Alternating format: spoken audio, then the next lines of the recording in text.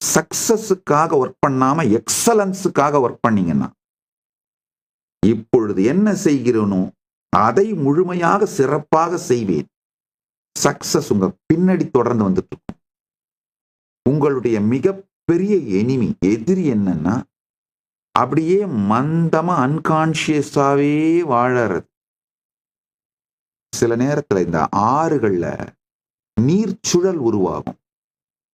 அது மாதிரிங்கயா உங்க உணர்வுக்குள்ள அன்கான்சியஸா இந்த ஸ்ட்ரெஸ் ஒரு சுழல் மாதிரி உருவாயிடும். சுத்தி அடிக்கும்.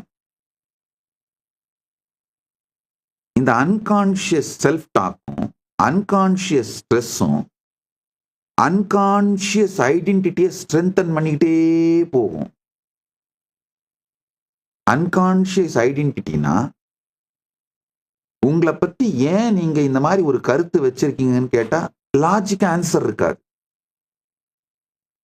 கடந்த காலத்துல ஏதோ சில அனுபவங்கள்லாம் நடந்ததா நினைச்சு அன்கான்சியஸாவே அந்த அனுபவங்களை வச்சு உங்களை பத்தி ஒரு கருத்தை உருவாக்கிட்டு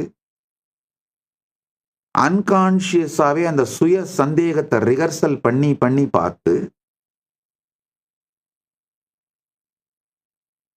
கடந்த காலத்தை பத்தி நீங்க வச்சிருக்கிற கருத்துக்களால அன்கான்சியஸா ஒரு ஐடென்டிட்டியை உருவாக்கி அந்த ஐடென்டிட்டியே ரிஹர்சல் பண்றது.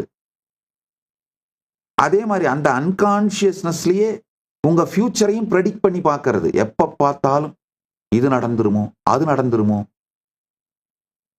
என் சொத்தை இவன் தூக்கிட்டு போயிடுவானோ, இல்ல அவன் தூக்கிட்டு போயிடுவானோ, இல்ல இப்படி ஏமாந்துருவனோ, அப்படி ஏமாந்துருவனோ.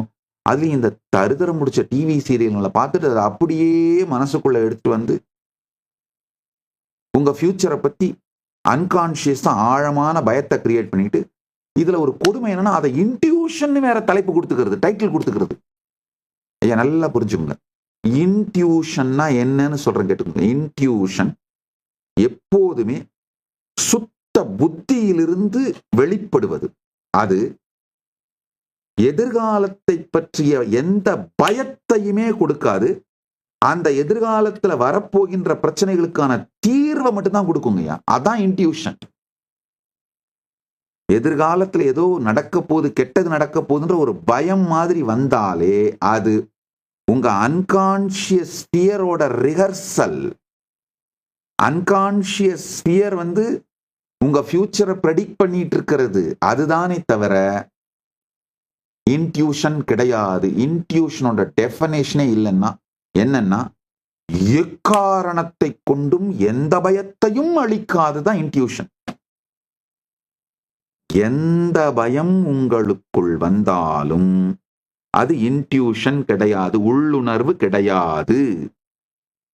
உணர்வு அருநிலையின் பயம் உறக்கமாக ஆழமாக உங்களுக்குள் தன்னைத்தானே சொல்லிக் கொள்வதைத்தான் நீங்கள் இன்ட்யூஷன் உள்ளுணர்வுன்ற பேரால தப்பா புரிஞ்சுக்கிறீங்க. உள்ளுணர்வுனா என்னன்னா, பரமசாந்த நிலையில் சுத்த புத்தியிலிருந்து விளங்கி ஒளி மாதிரி விளங்கி வழிகாட்டும். பயம் காட்டாது. பயம் காட்டுவது உணர்வரு மனம். உள்ளுணர்வு கிடையாது. வழி காட்டுவதே உள்ளுணர்வு.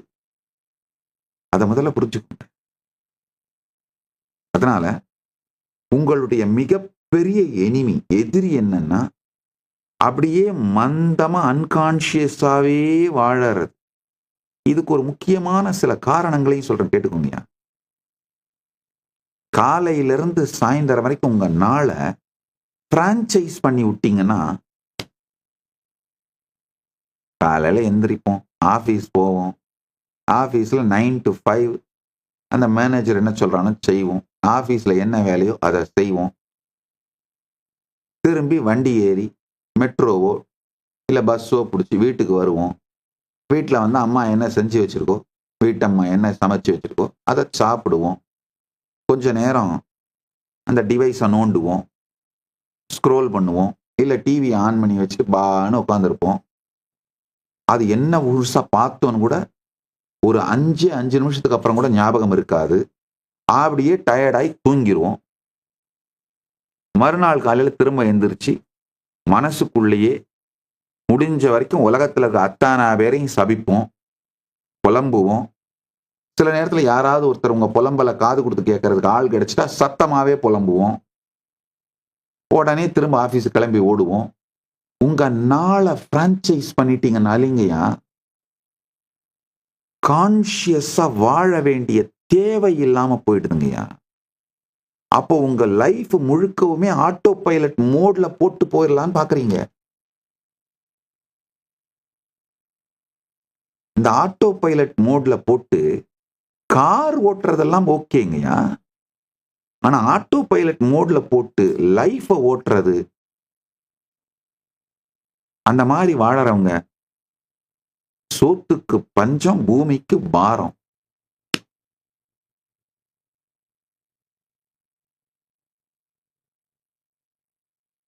வள்ளுவர் அந்த அறச்சிற்றத்தோட ஒரு வார்த்தை சொல்றாரு பாருங்க. அதுதான் நான் திரும்ப சொல்லணும். இருந்தேன் இறந்தேன்.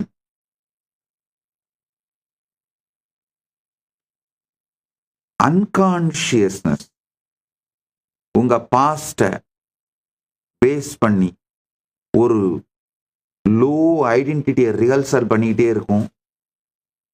அந்த அன்கான்சியஸ் ஐடென்டிட்டியே உங்க ஃபியூச்சரை ப்ரெடிக்ட் பண்ணி, அது பயங்களாவே ப்ரெடிக்ட் பண்ணிட்டு இருக்கும்.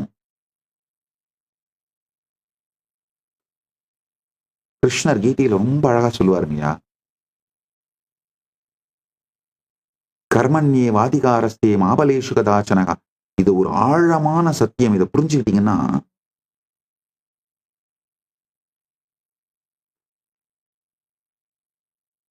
வருகின்ற ரிசல்ட்டை பத்தி கவலைப்படாம செயலில் முழுமையாக இயங்கினீர்களானால், சக்சஸுக்காக ஒர்க் பண்ணாம எக்ஸலன்ஸுக்காக ஒர்க் பண்ணீங்கன்னா, இப்பொழுது என்ன செய்கிறேனோ அதை முழுமையாக சிறப்பாக செய்வேன்.